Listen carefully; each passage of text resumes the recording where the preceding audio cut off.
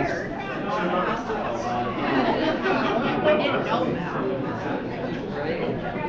love when the baseball players have to stand up and talk to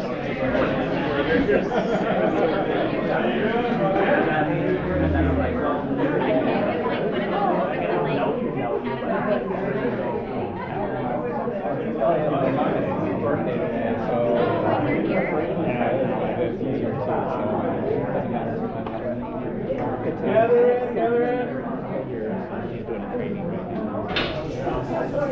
Take a little room, spread out a little bit. Go that way, go that way.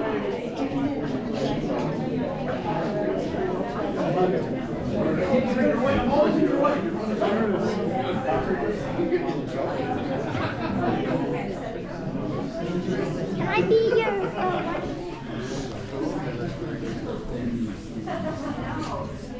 Well, this is great. Welcome, everybody, to the Saginaw Art Museum and Gardens.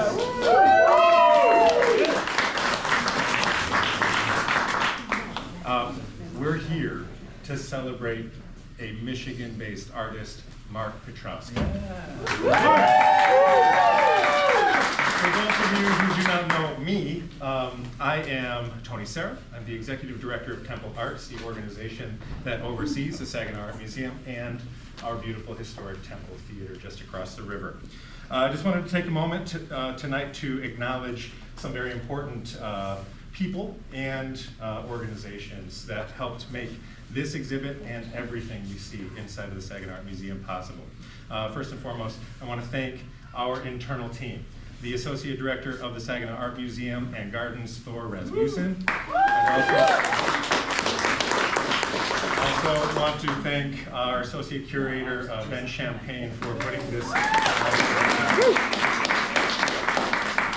it's important to recognize the organizations that support Temple Arts and the Saginaw Art Museum and Gardens, including HSC, Morley Companies, Shaheen Development, and the Michigan Arts and Cultural Council.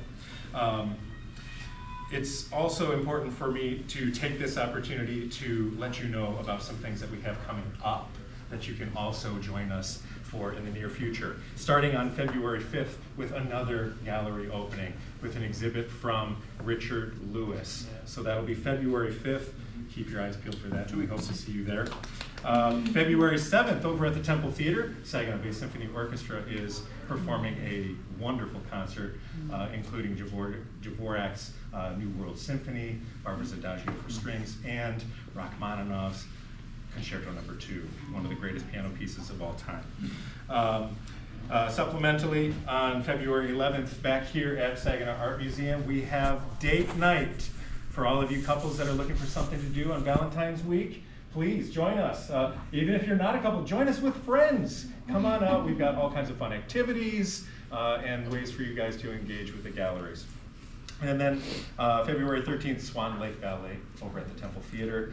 And last in our near future programming, we have literally the greatest violinist that performs still to this day, because Itzhak Perlman has just retired from performing. We have Joshua Bell on March 10th at the Temple Theater. Tickets are still available, but they're going quickly. Please make sure that you join us at templetheater.com. And, of course, visit saginawarmuseum.org to stay tuned with everything we have going on. All of that said, I'd like to pass it off to Ben to introduce. Tony knows his symphonic music. Round of applause for Tony. Thanks so much.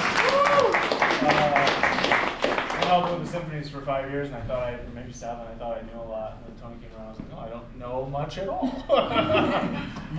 Anyhow, I usually just like to say a few things from the curatorial perspective of the museum and this show here. So, as we all are aware, I think a lot of us know Mark from the community in some way or have been touched by his art. But there are some things that you overlook when we're this close to our regional artists, which is the dynamic here is why this gets on the wall, is the flatness that he's created, even though it's got all these squigglies, right?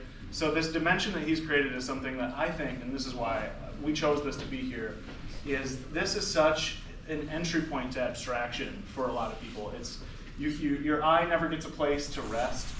You can rest it. You can actually follow it through, and it becomes like meditation, and it's maybe has something in common with Matt Lewis's work, right? Maybe all of a sudden you're stuck in the thing for a little bit. But on the other hand, it reminds me of being a child and playing with my little race cars, because he's using enamel paint. And so I think that this glossy, reflective surface is the other thing that Mark has just mastered, is when you are looking at this, you yourself are activating that piece of art. Because when you walk around it, especially in that white light out there, you're going to get a different piece of this color. And the way that he plays with color, is great. I think that nothing gets in the museum if it's not good with color. But the way that he's doing it is spectacular. And how often do you actually see an artist that's working with enamel paint and these objects? And mind you, I imagine it's a jigsaw. I don't know, but he'll tell you about that. But these cutouts, and so the way that it's actually using the wall, these are the things that I love about it. These are probably the things that you love about it. I just like to put a little bit of words to what it is that you're experiencing, but what you're experiencing is very real to anything I've said. And without further ado, we are very proud to do the show with you, Mark. Very proud of this turnout. Look at all the support you have. Thank you so much for being here. Mark Piotrowski, ladies and gentlemen.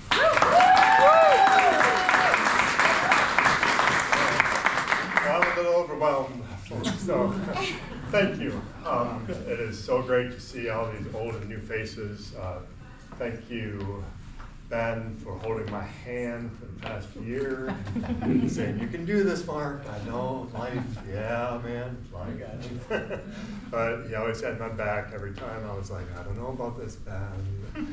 But it really has come out to be a really neat experience. Just thank you all for coming out in this cold weather, and everything that Ben said, you can read more of his words. He wrote up a few really insane and wonderful descriptions of my work, which is so spot on to